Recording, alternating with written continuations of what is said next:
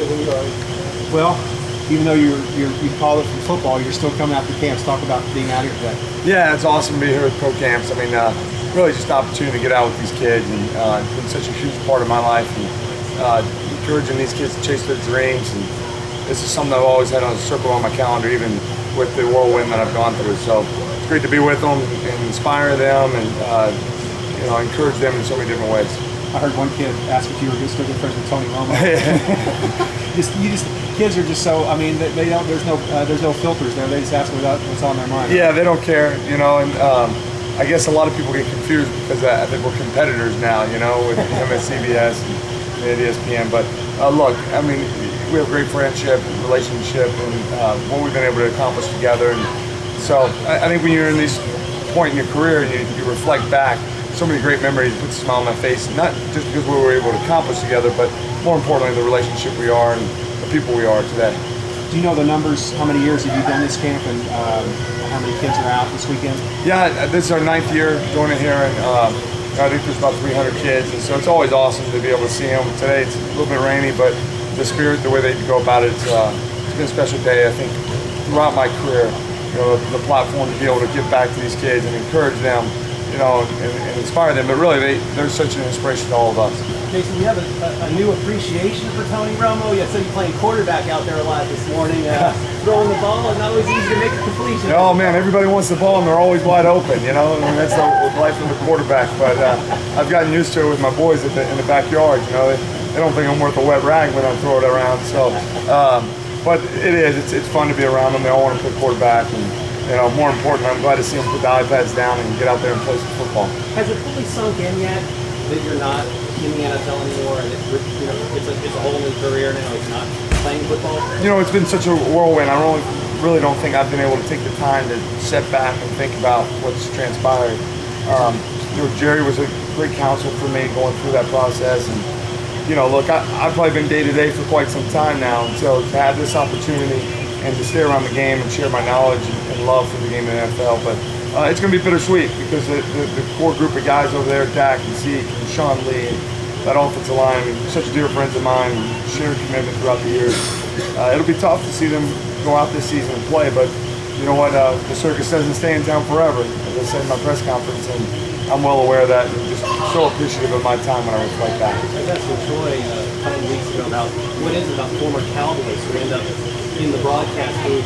He said he wasn't quite sure, but he said he knew that a lot of Eagles and Redskins fans probably didn't love it. I mean, it's funny, isn't it?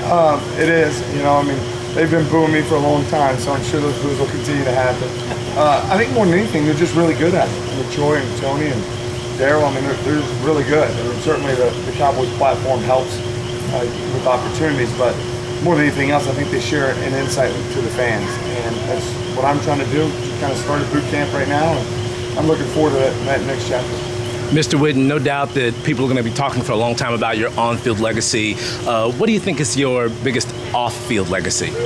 Well, I think it's hard for any one man to describe what his legacy is, but I just try to do it the right way. I mean, there's not a blueprint to how you go about it. Certainly in today's era that we live in, and social media, oftentimes it's tough. It's a tough environment to do it, but look. I had people that invested in me and allowed me to chase my dreams, and certainly I want to do the same for so many of these kids here. So just do it the right way. I always say that's true character and integrity is, who you are when nobody's watching, and that's how I've tried to live my life and, make my family proud doing it. And, hopefully the fans have appreciated that along the way. And that's my message to these kids here today, is just to go about it the right way. And with our foundation, any type of philanthropy work that I've been able to be a part of was, the legacy is that you can be a shining light in these young kids' lives. And speaking of the kids, the OTAs and the mini camps right now, the foundation is being laid right now in 2018. But what's the most essential part of that process right now? Well, I think just you're building a team. The rookies are coming in, what their role is going to be. I mean, they've lost some key players, losing Dez, so they got to revamp it, and they will. I think Dak's getting comfortable in that role because he has all the intangibles of a leader. And just taking that over. We're talking about continuous improvement all the time, and for him, I think the people he has around him and taking that next step as a football team. So I think the core is really good. I think they've got a bright future, and I'm excited to watch them. We got Dalton Schultz in the draft. Did you have a chance to study him a little bit? See kind of where that position is for them now that you're gone? Yeah, I haven't been able to study him much. I think the tight end position is going to be better than what they think. They'll be okay. Those guys just got to understand what they're trying to ask. They're smart guys, figure out their role within that system, and they'll be just fine. You surprised Des hasn't caught on here?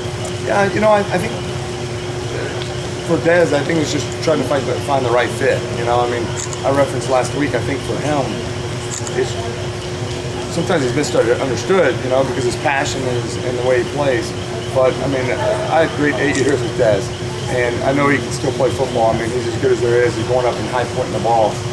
So I think it's just a matter of finding the right fit and who he's comfortable going to, and he's still got some really good football left in him. What's your intel telling you? Where's he going to end up? Oh, I don't know. I said last week I didn't really have any good information, but it looked like they didn't take that part of it. I just think when you think of these quarterbacks that are so dynamic with where they put the ball, that's why I reference guys like Aaron Rodgers and Drew Brees, just because I think they appreciate a dynamic player like that as a route runner. But look, those guys are friends and brothers of mine. I try to stay out of that part of it. And you guys will probably hear before I do.